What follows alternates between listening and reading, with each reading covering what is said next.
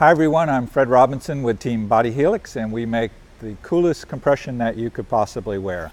Check us out at bodyhelix.com. Now, I recently did a tennis tip on what to do when a player's coming into the net, your opponent's moving in, and we drew an imaginary line halfway into the service box, and I gave you some instructions, and that was, if your opponent moves to the front half of the service box, what do? Do you thread a needle? No. You just throw the ball over their head because the court is wide open. How often do you do that? How often do they step to the front half of the service box? We watched a US Open match the other night, and it happened to be Simona Halep playing a match that she's going to try to forget, and Taylor Townsend. Taylor Townsend was crashing on the net all over the place.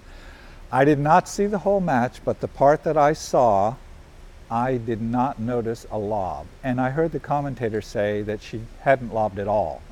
I don't know if that means zero or not, but what I'm going to suggest to you is that whatever level you're playing at, be it a club player or a touring player, and Simona Halep, I assure you, if anyone plays her again and they crash to the front half of the net, she is going to be lobbing. Because everyone, the spectators, they were all wondering, why doesn't she throw it over her head?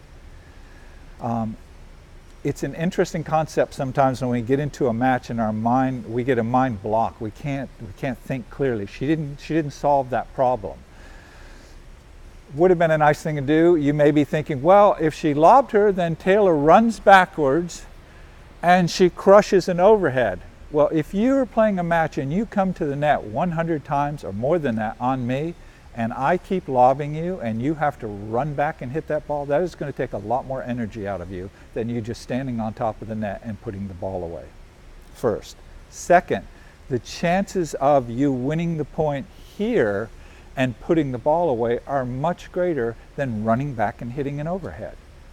How many times do you lob? Every single time someone crashes on top of the net. So that's kind of a follow-up tip and an example of a match that we just saw that was extraordinary, and I found it astounding that someone who's as smart as she is and as talented, I'm a big fan of hers, that she didn't problem solve in the middle of the match. It's where coaches can help you out. That's my tennis tip, so move through it.